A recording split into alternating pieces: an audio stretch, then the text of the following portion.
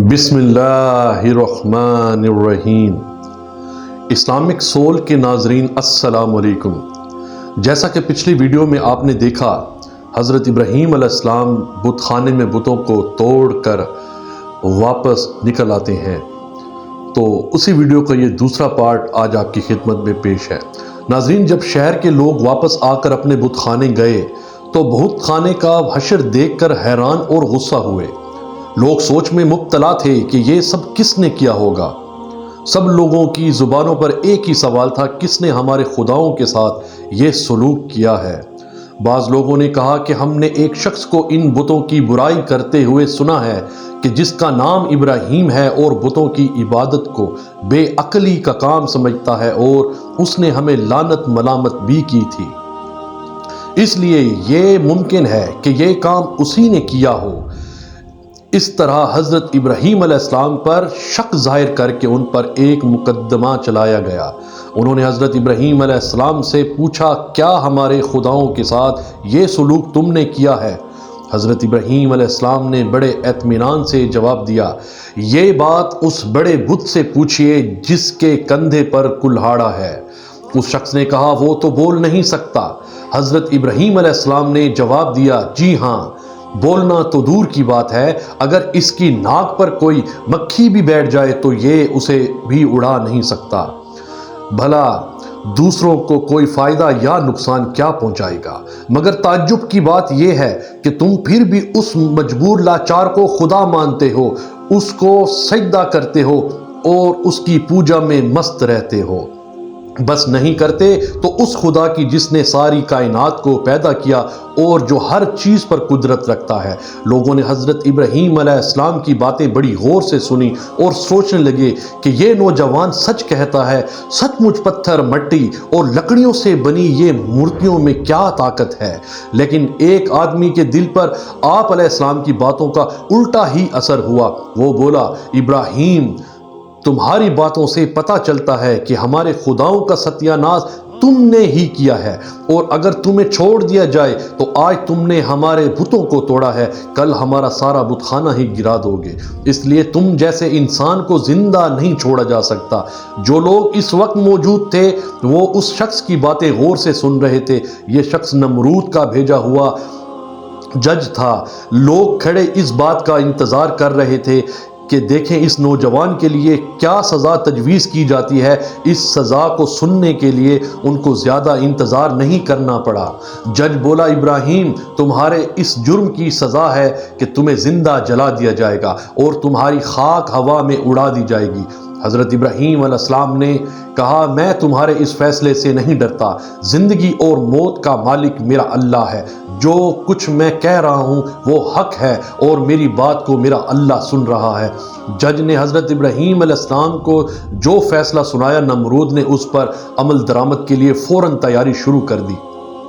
اس نے اس شہر اور ارد گرد کے علاقوں میں اعلان کروا دیا، ہمارے بتوں کو توڑنے والے شخص کو زندہ جلانے کے لیے سب لوگ ایندھن اکٹھا کریں۔ ادھر بت خانے کے پجاریوں نے بھی اعلان کیا کہ جو لوگ اپنی کسی مراد کے پورا کرنے کے لیے ایندھن جمع کریں گے، ان کی مراد پوری ہوگی۔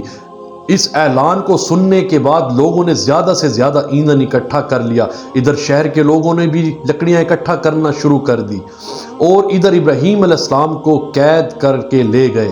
لوگوں نے ایندھن کے لیے لکڑیاں اکٹھی کر کے ایک جگہ ان کا ٹال لگا لیا۔ اس کے بعد ان لکڑیوں کو آگ لگائی گئی۔ جب شعلے بھڑک اٹھے تو حضرت ابراہیم علیہ السلام کو قید خانے سے نکال کر باہر لایا گیا۔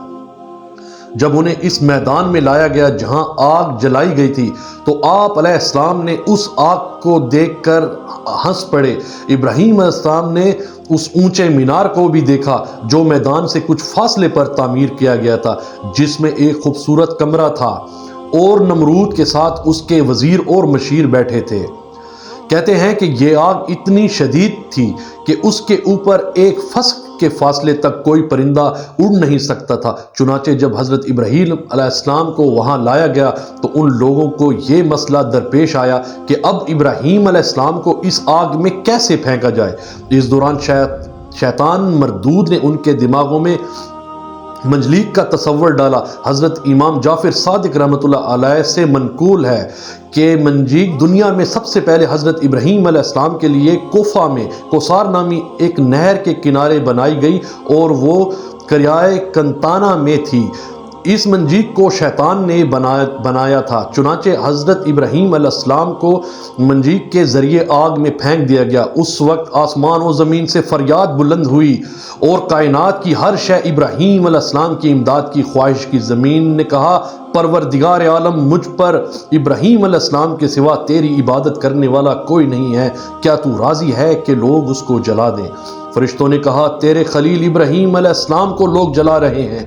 حق تعالی نے فرمایا اگر مجھ سے وہ مدد طلب کرے گا تو یقیناً میں قبول کروں گا۔ جبرائیل علیہ السلام نے کہا خداوند تعالی تیرے خلیل ابراہیم علیہ السلام کے سوا تیری عبادت کرنے والا کوئی نہیں، تو نے ان کے دشمنوں کو اس پر مسلط کر دیا تاکہ ان کو آگ میں جلا دیں۔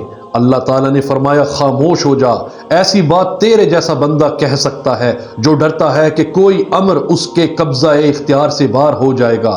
وہ میرا بندہ ہے، جس وقت چاہوں گا اس کو بچا لوں گا، اگر وہ مجھ سے دعا کرے گا تو میں قبول کروں گا۔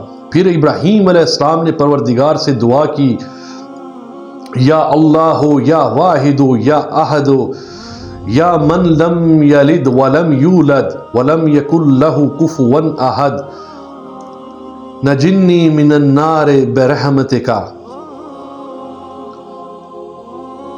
اس وقت حضرت جبرائیل علیہ السلام نے ابراہیم علیہ السلام سے ہوا میں ملاقات کی جبکہ وہ منجیق سے جدا ہو چکے تھے اور پوچھا کہ اے ابراہیم علیہ السلام کوئی حاجت مجھ سے ہے؟ آپ نے فرمایا تم سے کوئی حاجت نہیں ہے لیکن عالموں کے پروردگار سے میری حاجت ضرور ہے۔ اس وقت جبرائیل علیہ السلام نے ان کو ایک انگوٹھی دی جس پر نقش تھا لا الہ الا اللہ محمد الرسول اللہ ان جاءت ظہری الی اللہ و اسنتی تو امری و افو و افسو امری الی اللہ۔ پھر خدا نے آگ کو وحی دی کونی بردن یعنی سرد ہو جا، اور آگ سرد ہو گئی اور وہاں جبرائیل علیہ السلام آئے، آپ کے ساتھ بیٹھ کر گفتگو میں مشغول ہوئے۔ ان کے چاروں طرف گلوئے لالا پیدا ہو گئے۔ کہتے ہیں جب آگ جل رہی تھی تو چھپکلی آگ کو پھونکتی تھی اور مینڈک اس پر پانی لا کر ڈالتا تھا تاکہ اس کو بجھا دے، اور جب خدا نے آگ پر وحی کی کہ سرد ہو جا تو 3 روز تک دنیا میں باقی آگ میں گرمی باقی نہ رہی تھی۔ اور یوں اللہ تعالیٰ نے اپنے پیغمبر حضرت ابراہیم علیہ السلام کو اتنی بڑی آگ سے محفوظ رکھا۔ سارا معاملہ دیکھنے کے بعد نمرود حضرت ابراہیم علیہ السلام کے پاس پہنچا اور بولا نوجوان ہمیں تعجب ہے کہ تمہارا حکم آگ پر چلتا ہے۔ حضرت ابراہیم علیہ السلام نے جواب دیا کہ یہ تمام میرے خدا کی قدرت ہے۔ نمرود حضرت ابراہیم علیہ السلام کی عظمت کو اپنی آنکھوں سے تو دیکھ چکا تھا لیکن وہ آپ کی باتوں کو تسلیم کرنے کے لیے پھر بھی تیار نہ ہوا۔ نمرود کو لگا کہیں لوگ حضرت ابراہیم علیہ السلام پر ایمان نہ لے آئیں۔ اس نے فوراً لوگوں کو لالچ دے کر اور کچھ کو ڈرا دھمکا کر بہکایا، اور اس واقعہ کے بعد اس نے حکم دیا کہ انہیں شہر بدر کر دیا جائے تاکہ کوئی شخص ان کا پیرو نہ بنے اور نہ ان کے دین کو اختیار کر سکے۔ حضرت ابراہیم علیہ السلام خود بھی نمرودوں کے ساتھ ان کے شہر رہنے پر خوش نہ تھے، اس لیے وہ شہر چھوڑنے پر آمادہ ہو گئے۔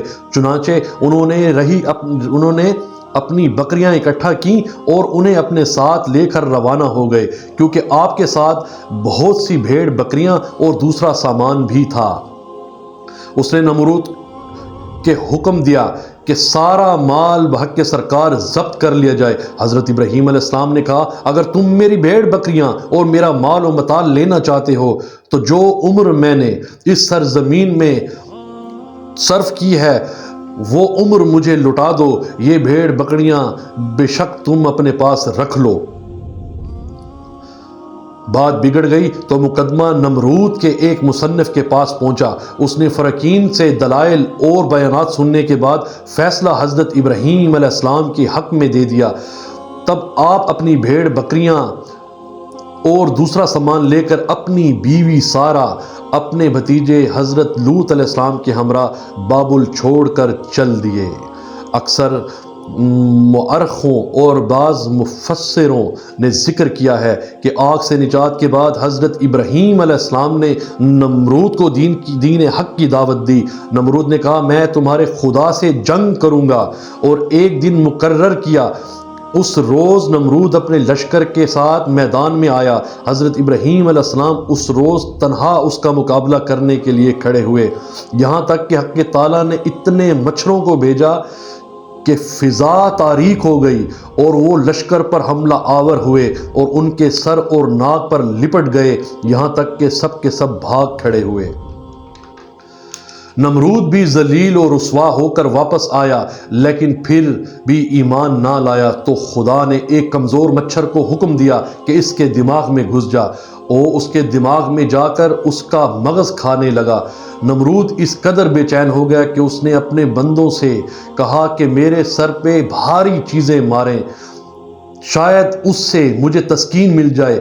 اسی حالت میں 40 سال گزرے، پر وہ ایمان نہ لایا۔ بالآخر نمرود اسی حالت میں جہنم واصل ہو گیا۔ ناظرین، امید کرتا ہوں یہ ویڈیو آپ کو اچھی لگی ہوگی۔ مزید ایسی اچھی ویڈیو دیکھنے کے لیے چینل کو سبسکرائب کر دیجئے، بیل آئیکن کو ہٹ کر دیجئے تاکہ بیل نوٹیفیکیشن بر وقت آپ کی خدمت میں پیش ہو سکے، اور ویڈیو کو لائک ضرور کیجئے۔